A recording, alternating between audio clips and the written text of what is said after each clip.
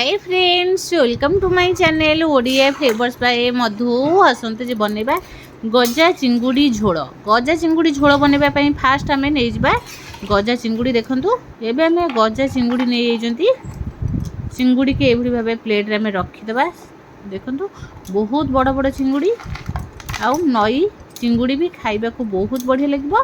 एबे फास्ट आमे चिंगुड़ी की नै गले चिंगुड़ी की कोन करबा भलो भाबे आगु काटि नबा। काटिकी तापर कौन करबा ताको भलो भाबे बाछि दबा। बाछिकी ताको धोईकी तापर ताको रखि दबा। देखंतु आमे पाखापाखी 1 ରୁ 1.5 केजी आमे चिंगुड़ी नै चंदी। चिंगुड़ी को भलो भाबे काटि कुटिकी परिष्कार कर दबा। परिष्कार कर सैला परे एबे कौन करबा देखंतु काटि दै छंती।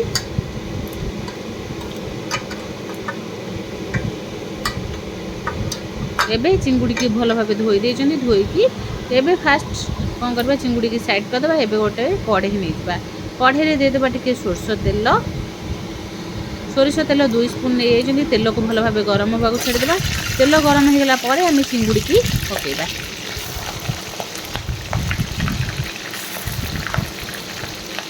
एबे चिंगुड़ी सब तेल रे पकेकी चिंगुड़ी की भलो भाबे फ्राई करबा। देखंतु बहुत बड़ बड़ चिंगुड़ी पाखापाखी गोटे गोटे 100-250 ग्राम हम गोटे गोटे चिंगुड़ी अच्छी देखा जाऊँ कि बहुत बड़ बड़ चिंगुड़ी। एबे कौन करबा गोटे तेल रे लूण हळदी देकी भलो भाबे फ्राई करबा। फास्ट तेल रे फ्राई करबा पछरे आमे लूण हळदी पकेबा।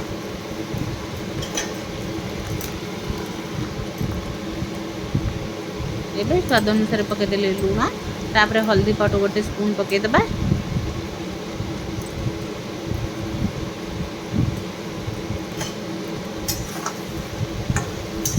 पकेकी को भलो भाबे गोळेई दबा।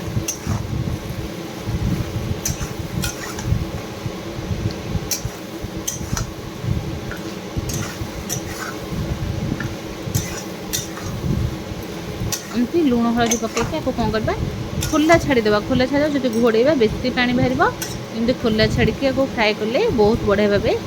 एबे कौन करबा को टिके घोड़े देबा काहे ना चिंगुड़ी मुंड भीतर टिके सिझिबा पई टिके घोड़े देबा। ये चिंगुड़ी रे एते पानी बाहरबनी। जदि आम छोट चिंगुड़ी होता बेसी पानी बाहर से आपको टे घोड़े देले मुंड चिंगुड़ी मुंडटा टिके भलो भाबे सिझी पारिबो नहले आइंसिया लगे से। एबे आपको भलो भाबे आम जेतिकी दरकार चिंगुड़ी आम रोषे से करबा। आ जहाँ चिंगुड़ी आम रखी देबा। एबे कौन करबा तेल रे भलो भाबे भाजी नबा। भाजी देखो बढ़िया भाबे भी भाजी गलानी। एबे चिंगुड़ी गोटे जगह को काढ़ी नबा।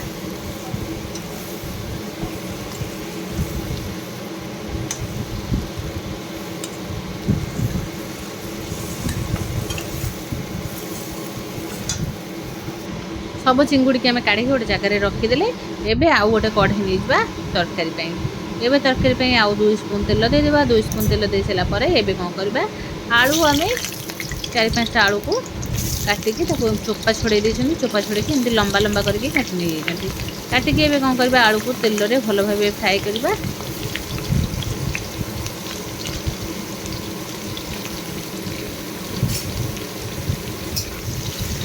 आलू को भलो भाबे फ्राई करबा तेल रे।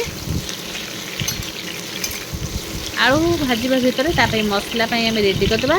तो आम नहीं सब देसी मसला रसुण ता सहित आम नड़िया है तार मेन नड़िया ता सहित आम नहीं गोटा जीरा गोटा धनिया ता सहित गोटे पियाज टिके अदा डालचीन गोलमरीच गुजराती एति आम नहीं नड़िया फाड़े को आम कौन करबा एमती नहीं आपको कौन करबा भलो भाबे पेस्ट करदबा। ता सहित आम 3टा टमाटो नहीं आपको भलो भाबे पूरा पेस्ट करदबा। पेस्ट एमरो मसला बाटिया भितर आलू भी आमर बढ़िया भाबे भाजी हो गलानी। आलू रे टिके लूण पके दबा। लूण पकेके आउ टिके गोळी नबा।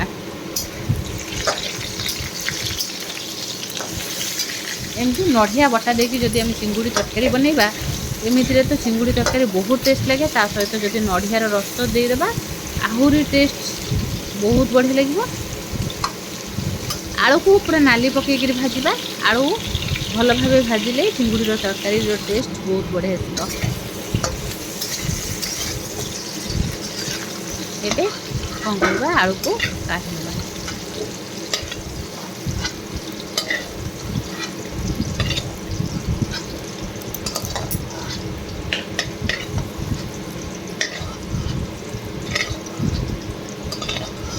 आलू आम भाजीदे भाजिकी काढ़ी नहीं गले आलू देखो आलू पूरा नाली नाली देखा एबे कौन करवा से कढ़ई में आउ 2 स्पून तेल देदेबा। 2 स्पून तेल दे देवे गोटे हाफ टी स्पून देदेबा चीनी। चीनी टी कलर हाँपाई छाड़ीदेवा। चीनी कलर होगापर गुटा तेजपत्र पकईदेवा, टी डालचीन ता सहित टी गुजराती 2टा आउ टे जावित्री आम पकई आउ बड़ अलैच भी पकई पकईकी तेल टे भल भाव भाजवा।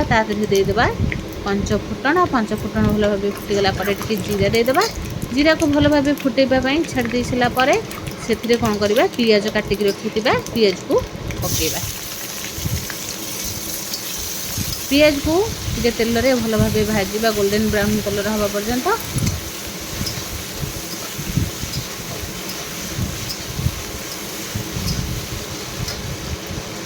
पियाज आमर भाजी होला परे एबे कौन करवा मसला को देदेबा। मसला फास्ट आम टमाटो जो प्यूरी करथिले टमाटो प्यूरी दे देछंती ता सहित टिके लंका गुंड भी पके देछंती और टिके हल्दी पाउडर पके देले पकेकी मसला को भल भाव कषिबा।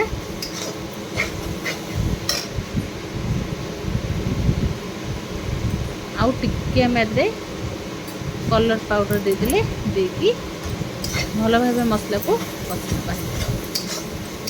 कहीं आज खाली आम हल्दी पाउडर और रेड चिली पाउडर देती कहीं आउ सबू मसला में बाटी से शुखिलार मसला किसी देना एवं सब मसला में बाटी देते सहित नड़िया भी मिसेक बाटी जी मसला दरकार हम आम से दबा आउ जो मसला आम रखी देते एवं कौन करवा मसला को भल भाव कषि नवा।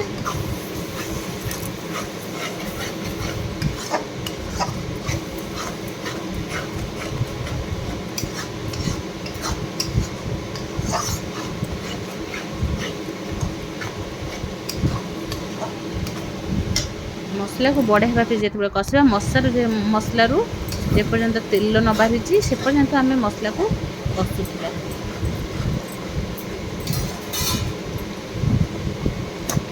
एबे हमर मसला बढ़िया भाव कषिगला से पकईदेवा भाजिक रखिदा आलू ता सहित चिंगुड़ी पकईकी एबे कौन करवा बढ़िया भाव कषि नवा।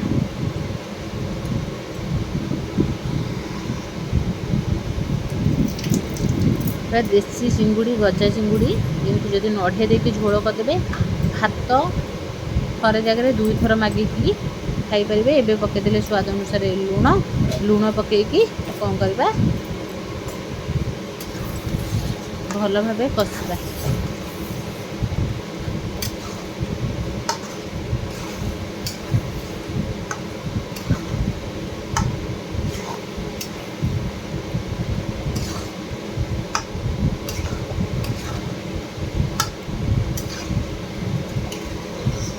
एमती आम मसला को मसला सहित आलू और चिंगुड़ी की भल भाव पूरा कषिदेवा।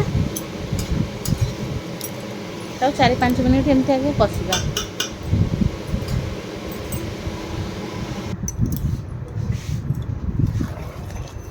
मसला कषा भितर आम गरम पानी बसई देथिबा। गरम पानी दबा चिंगुड़ी तरकारी रे।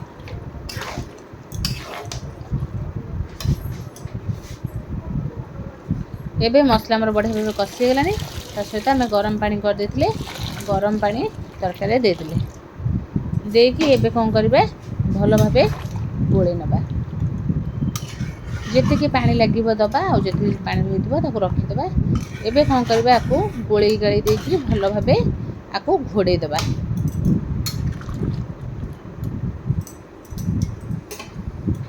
घोड़े की आपको कौन करबा फुटबा छाड़ीदबा।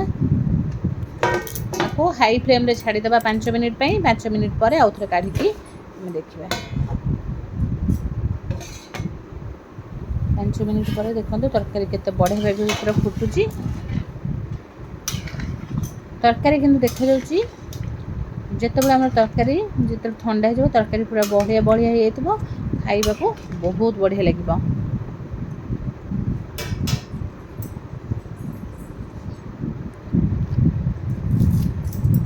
एबे कौन करवा धनिया पत्र टिके काटिकी पकईदबा धनिया पत्र काटी पकई दे सारा पर जदि चाहिए पछरे टिके गुजरे डालचीनी गुंड पकई पारे ना आम तो बाटी देते से पकई ना एबे कौन करवा आपको ठंडा हवा को छाड़िबा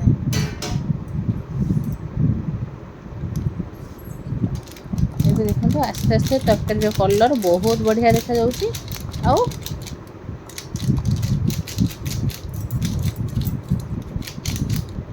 एबे आउ टिके गोटे अधा स्पून हवा मैदरे टिके पके देले